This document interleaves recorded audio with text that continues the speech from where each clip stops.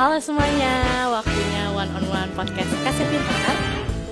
Sebelumnya kenalin, aku Raisya sebagai host one on one podcast Kasih Pintar kali ini. Dan tentunya kita bakalan ngundang nih pelaku bisnis yang sangat inspiratif, yaitu yang pertama tamu kita adalah siapa? Monggo perkenalkan diri, Pak. Halo semuanya, perkenalkan nama saya Didit Supianto. Saya CEO dari Kasir Pintar plus founder yang Mbak Ica juga ini sebagai teman founder saya juga gitu ya. Wah, kita ketemu lagi nih, Pak. Iya, Mbak. Oke, jadi di podcast pertama kita bakalan ngulik nih. Sebetulnya kira-kira gimana sih Kasir Pintar dulu membangun bisnis sampai sekarang bisa punya jutaan users gitu ya, Pak ya. Nah, tentunya kalau misalnya kita ngomongin membangun bisnis, bakalan bicara tentang suka duka. Dan prosesnya tuh bisa gimana sih akhirnya kita bisa mengatakan wah bisnis ini bisa settle nih gitu. Nah, mumpung dari itu bisa kita langsung nih ya masuk ke pertanyaannya. Waktu pas awal-awal ya Pak Didit membangun bisnis yang solid itu tentunya kita butuh tim ya. Salah satunya aku dan teman-teman yang lainnya gitu kan. Nah, gimana sih caranya Pak Didit ini bangun tim yang dulunya mungkin masih kecil dan sekarang akhirnya punya puluhan bahkan hampir ratusan karyawan. Oke, jadi pertama-tama waktu kuliah memang saya pribadi punya kepikiran gimana caranya bangun bisnis gitu ya Mbak. Nah, kalau dari mentor atau guru-guru yang sudah berpengalaman bilang yang terpenting itu adalah tim yang satu visi terus solid. Nah, gimana caranya kita bisa menggabungkan beberapa role gitu ya dalam tim itu menjadi satu visi. Jadi pasti teman-teman yang saya saya ajak gitu ya buat bangun tim menanyakan mau dibawa kemana ini bisnis nanti ke depannya, terus seberapa jauh kita mau melangkah gitu kan.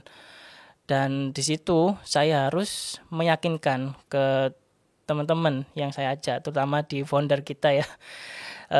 Nanti kita setelah lulus kuliah, saya meyakinkan buat kita membangun bisnis gitu. Cuma dari perjalanan tersebut banyak yang masih ragu gitu kan. Jadi waktu awal memang kita coba dulu aja karena memang orang tua saya juga nggak ada background bisnis gitu kan. Ya udah kita coba jalanin dulu gitu kan. Di awal-awal memang pasti berdarah-darah gitu kan. Karena kita nggak tahu bisnis ini akan sustain apa enggak gitu. Dan waktu itu karena memang POS itu sudah mulai ada gitu kan, aplikasi-aplikasinya serupa sama Kasir Pintar, kita pasti melihat dari pesaing itu kelebihannya apa, terus kekurangannya apa. Dari situ kita bisa mencoba cari nih apa sih yang bikin Kasir Pintar ini beda dengan aplikasi pesaing kita gitu kan. Terus di pertengahan jalan karena memang kita butuh dana ya, kalau misalnya kita bikin produk Kasir Pintar aja waktu itu masih belum belum mendapatkan revenue. Nah, waktu itu kita cari akal kan, kita membangun software house gitu, buat membayar sewa, terus buat kebutuhan-kebutuhan kita ya sebagai tim gitu kan. Dan akhirnya nggak tahu ada angin atau apa gitu, aplikasi kita dilirik gitu dan banyak masukan-masukan dari customer. Jadi dari terakhir itu mulai nih kita bagi role. Jadi satu yang ngurusin marketing, terus satu yang ngurusin produk, satu ngurusin tech, dan satu yang nganu visinya itu, gabungin visinya gitu. Oke, jadi sebenarnya kalau misalnya mau bentuk tim solid itu butuh kejelasan role-role mana aja nih ya yang harus dikerjain dan harus tetap satu visi juga gitu ya Kak. Nah, lanjut ke pertanyaan selanjutnya nih. Kita tahu ya sekarang itu juga banyak Gen Z nih yang sebenarnya juga melirik startup gitu untuk sebagai karir path-nya mereka gitu. Tapi kata-katanya nih, ini denger-denger doang nih gitu kan ya. Mereka itu punya ekspektasi tinggi banget nih soal budaya kerja gitu. Tentunya juga di situ juga mereka pengen bisa fleksibel dalam bekerja. Nah, menurut Pak Didit sendiri nih, startup itu kan sebenarnya bisa menyeimbangkan ya antara visi kita, perusahaan, dan kebutuhan generasi-generasi muda yang bekerja di dalamnya. Nah, gimana sih pandangan Pak Didit soal itu? Oke, waktu awal kita nggak ada Gen Z ya Mbak. Jadi kebanyakan dari milenial. Nah, milenial itu tipenya dia bekerja keras. Jadi kita sering kerja sampai malam gitu, sampai jam 12 untuk menyelesaikan project. Kita kerja terus, kerja sampai apa namanya ya, nggak kenal waktu gitu kan.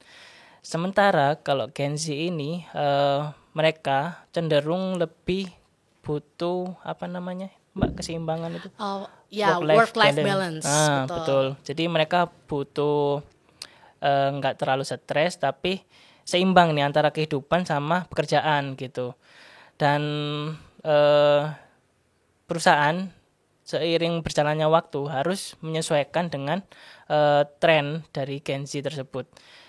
Kalau menurut saya pribadi, Gen Z itu lebih cerdas ya Mbak, lebih cemerlang lah untuk ide-idenya ketika mau bikin inovasi. Mereka senang mengungkapkan idealis mereka gitu kan, ide-ide juga, sama suka berkolaborasi gitu kan. Terus cuma dari mereka pengen apa namanya, yaitu work life balance itu kan. Akhirnya waktu itu ya cerita sedikit, pas pandemi memang kita kan full WFH ya, karena memang dari peraturan pemerintah gitu kan. Terus sering berjalannya waktu, gimana sih perusahaan ini bisa mengadaptasi dari tren Gen Z ini. Akhirnya kita ada hybrid system gitu. Hybrid system ini kita nggak kerja dari Senin sampai sampai Jumat ya full di kantor, tapi kita ada 3 hari kerja di kantor dan 2 kali WFH. Dan penentuan jadwalnya itu tergantung dari kepala divisinya gitu. Dan dari situ ternyata bisa menjadi benefit tambahan buat Gen Z ini gitu.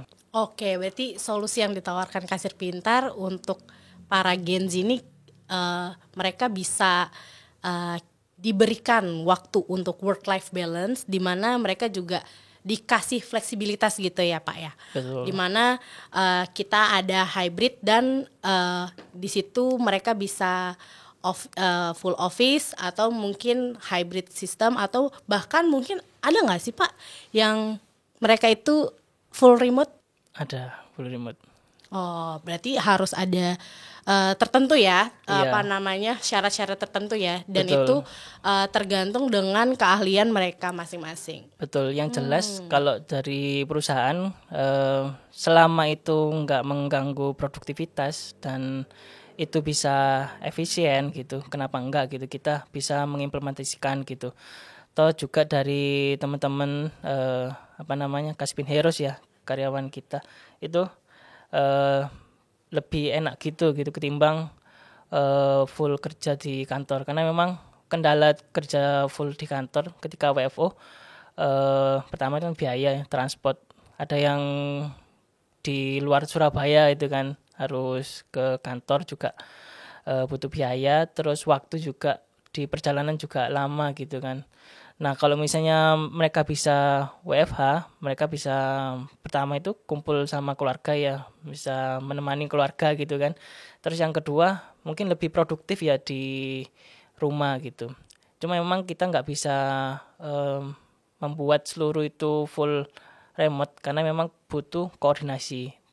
Dan memang penghalang kalau misalnya WFH itu komunikasi ketika rapat gitu kan. Kadang ada gangguan di jaringan, terus kadang miskom itu bisa bikin tim juga kurang kurang bagus gitu. Semoga menjawab ya teman-teman Gen Z, harapannya bisa cari tempat berkarirnya gitu kan, dan ternyata kasir pintar ini membuka peluang yang lumayan oke buat para Gen Z. Silakan baca karir di kasir pintar. Lanjut nih Pak Didit, kita ke pertanyaan yang kadang-kadang orang ngelihatnya, ih startup itu sekarang ini banyak lebih ke point of view negatif gitu, dimana Betul. wah kayak ini ada toxic-toxicnya nih gitu ya. Apalagi toxic work culture ini jadi alasan nih para anak muda gitu ya, nggak hanya Gen Z aja, untuk resign cepat. Nah, dari pengalamannya Pak Didit sendiri nih gitu ya, kira-kira awal budaya kerja itu mulai nggak sehat atau gimana cara memperbaikinya sebelum terlambat itu, gimana sih gitu? Apakah ada kayak misalnya mungkin early warning dulu ya gitu ya, oh ini kayak udah nggak sehat nih, jadi aku harus mulai berbuat sesuatu nih, atau seperti apa? Iya, jadi menurut saya ya pengalaman mungkin 2 tahun, jadi takut salah ini ya Mbak. It's Eh okay, it's okay. Waktu saya megang people, memang dari karyawan itu ada beragam ini ya, beragam agama, terus beragam mungkin mereka juga punya tujuan masing-masing ya. Kenapa kerja di Kasbin, dan itu menjadi suatu pertanyaan mutlak ketika ada kandidat yang ingin kerja di Kasbin. Dari people itu pasti tanya, kenapa sih Anda memilih Kasbin gitu kan, dan nanti kedepannya itu mau apa gitu, sehingga kita bisa melihat karir path nanti ke depan itu kayak gimana, apakah cocok dengan budaya Kasbin atau enggak gitu. Dan budaya Kasbin itu sudah mengalami perubahan gitu Mbak. Jadi yang dulu mungkin kita cuma berempat cuma founder aja gitu kan, pasti budayanya berbeda dengan sekarang yang karyawan juga ratusan gitu ya. Oke, jadi Pak Didit ini lebih membahas tentang ada ciri-ciri juga nih selain dari toxic work culture sendiri yang mungkin dia kayak bekerja terlalu malam gitu ya. Ada juga yang ternyata dari eksternalnya atau dari person to personnya gitu ya. Dan ini juga harus dihindarin atau harus udah dilihat dulu nih, ini pengaruhnya ke perusahaan itu gimana sih gitu ya, biar budaya yang diciptakan untuk perusahaan itu sendiri lebih baik lagi gitu kan. Oke, nice insight Pak. Lanjut kita ke pertanyaan selanjutnya. Ini sebenarnya bicarain tentang kita nih Pak gitu ya. Kan startup itu biasanya untuk para anak muda yang pengen memulai startup gitu. Mereka biasanya bikin startup itu dari persahabatan gitu. Tapi nyatanya gitu kan ya, bisnisnya enggak jalan tapi persahabatannya melancur gitu. Nah, ini menjadi salah satu realita yang justru cukup miris. Kok bisa sih gitu kan ya? Padahal kan tadinya pengennya dengan kita jadi bestie terus bikin company, harapannya bisa menyenangkan kita gitu kan, kita tetap bisa temenan dan kita bisa membangun bisnis bareng-bareng. Tapi ini nggak berlaku gitu kan untuk mungkin sebagian orang. Nah, boleh diceritain nggak tuh waktu bangun startup bareng sama teman-teman founder yang lain, gimana akhirnya bisa satu klub dan sekarang masih eksis sama-sama menjalankan bisnis kasir pintar ini? Oke, jadi ketika membangun bisnis, terutama dengan tim gitu kan, rule yang pertama itu kita nggak boleh ada sangkut paut dengan perasaan gitu, karena kata orang ketika bangun bisnis, misal dengan pasangan nih yang mau nikah, itu salah satu yang berhasil, entah jadi nikah tapi bisnisnya gagal gitu, atau bisnisnya berhasil nggak jadi nikah gitu. Berarti ada baper-bapernya ya Pak ya di situ ya. Berarti jangan ada Iya, baper-bapernya gitu jangan ya. sampai ada baper-bapernya gitu, karena memang bisnis itu kan masalah revenue, terus expand gitu kan. Kita harus membedakan antara keluarga terus uang sama bisnis gitu kan. Karena kalau misalnya kita mungkin di awal oke nih, ternyata pas di tengah-tengah ada bapernya gitu kan. Jadi nggak profesional gitu kalau misalnya mau kerja gitu. Atau memang fokus ke bisnisnya, tapi hubungannya nggak jadi gitu atau putus gitu. Makanya kalau misalnya bangun bisnis sama tim, kalau bisa mungkin deket oke gitu kan. Kalau misalnya ngobrol enak nyantai gitu, berarti klop gitu. Tapi jangan sampai ada perasaan gitu, karena pasti lambat laun ya salah satu yang berhasil atau dua-duanya. Oke, dua-duanya hancur atau Dua-duanya ya? hancur. Oke. Jadi tipsnya adalah jangan ada perasaan nih di dalam satu hubungan tim untuk membangun bisnis gitu ya. Karena kalau di kita ya udah masing-masing antara kehidupan pertemanan dengan kehidupan kita lagi berbisnis itu beda gitu ya, Pak ya. Nice. Oke, lanjut nih. Karena kalau misalnya kita dengar-dengar startup itu sekarang lagi masuk ke musim winter startup gitu ya Pak ya. Yang banyak sekali berita-berita startup itu banyak yang mem-PHK karyawannya atau bahkan dia nggak bisa bertahan di persaingan bisnis yang ada gitu. So dengan adanya perubahan-perubahan tersebut nih Pak gitu ya. Kira-kira gimana caranya atau skill apa yang bisa tim itu punya biar kita ini terus adaptif dan selalu waspada dengan kondisi yang tentunya itu banyak pasti ya, kalau di dunia teknologi banyak perubahan gitu. Iya. Kalau startup teknologi saya lihat ya, ketika dia itu masuknya cepet tapi keluarnya cepet juga gitu kan. Betul. Karena memang sama juga pergantian teknologinya juga cepet. Ketika kita bangun bisnis teknologi gitu, pastikan pertama tetap ya market harus ada. Kita lihat apakah ini marketnya ada atau enggak, seberapa besar gitu marketnya. Terus yang kedua, pesaing-pesaing kita itu siapa aja sih gitu. Ketika kita mau menambah market luar negeri, otomatis kan marketnya juga bertambah. Siapa yang jadi dominan nih di pasar.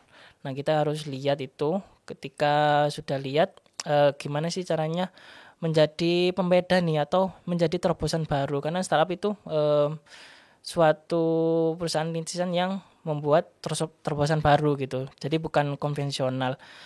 Dan teknologi pasti berkembang ya. Gimana caranya kita mengikuti tersebut gitu. Kalau misalnya kita ya udahlah teknologinya berkembang, ini kita nggak mau belajar lagi atau nggak mau upgrade, itu pasti lama kelama yang nggak kerasa itu tertinggal gitu. Nah, ketika ada tim nih tim untuk perusahaan gitu ya, yang pertama itu harus dibenarkan ke mereka, kita harus sering-sering melakukan inovasi. Jadi meskipun sekarang teknologinya oke nih, kita juga harus melakukan riset and development gitu kan. Gimana kedepannya ini apakah bisa kita berkembang lagi gitu. Jadi enggak stuck di situ-situ aja. Dan mungkin pas melakukan riset ada beberapa hal yang gagal dan berhasil. Karena memang startup kan 90% gagal ya, 10%-nya berhasil gitu. Tapi memang itu suatu perjalanan yang harus dilalui. Jadi ketika kita kuat dengan tim yang kuat juga untuk menghadapi hal itu, ketika ada masalah kita harus selesaikan juga masalah tersebut gitu bareng-bareng gitu kan. Jadi biar langsung nih selesai nih masalah kayak gitu. Dan saya rasa kedepannya juga ini ada teknologi AI ya, dan itu menjadi suatu tantangan terbesar. Ya bisa jadi penyokong, juga bisa jadi tantangan gitu. Penyokongnya apa? Mungkin kalau di dunia teknologi dulu programmer belajar untuk masalah coding dan lain-lain. Kalau sekarang mungkin mereka cuma mikir algoritmanya aja nggak terlalu pusingin bahasa pemrogramannya ini apa, terus nanti apa, karena sekarang sudah dibantu sama AI gitu. Dan untuk nge-build suatu sistem juga lebih cepat gitu kan. Nah kalau misalnya kita nggak ngikutin zaman tentang teknologi ini, kita pasti tertinggal gitu. Dan juga orang-orang yang nggak mau belajar juga itu pasti tertinggal juga gitu. Oke, benar banget tuh ya. Jadi dengan adanya perubahan teknologi tentunya kita itu jadikan sebuah perubahan ini menjadi suatu tantangan yang justru harus bernilai positif biar kita tuh terus berkembang gitu ya, daripada kita menutup diri dan akhirnya malah kita ketinggalan. Iya betul. Nah dengan adanya AI ini harus terutama kita kaum muda harus cepat beradaptasi dan justru bikin teknologi baru ini menjadi lebih mudah untuk kita ke depannya gitu ya. Nah gak kerasa ya udah sampai di pertanyaan terakhir. So aku pengen minta Pak Didit kasih closing statement nih gitu buat podcast pertama kita. Kira-kira kasih nasihat atau tips and trick dong Pak ke teman-teman viewers kita ini. Oke, kalau dari saya buat teman-teman pengen bisnis terutama di tech, sekarang sudah banyak wadah, terus sudah informasi juga banyak, juga dibantu sama AI. Pasti kalian tinggal jadi kalau di kapal itu nakoda ya. Nakoda. Jadi mau dibawa kemana nih kapal nih ke depannya gitu. Dan sudah ada yang bantu nih, lebih murah juga gitu kan informasi. Jadi gunakan teknologi-teknologi yang sekarang untuk membangun bisnis teknologi masa depan kayak gitu, agar inovasi-inovasi terus inovasi-inovasi perusahaan juga semakin berkembang gitu. Oke, ini keren banget nih ya closing statementnya. Jadi intinya adalah ayo terus kembangkan gitu ya potensi dirinya teman-teman, dan dengan adanya teknologi baru, ayo sama-sama kita bersama untuk memajukan terutama di negeri ini gitu ya, biar kita itu bisa selalu up to date dan berkembang dan menjadi perusahaan ataupun negara yang lebih baik lagi ke depannya. Jangan lupa ikutin terus podcast One on One Kasir Pintar dan follow IG dan YouTube Kasir Pintar, and see you, bye-bye.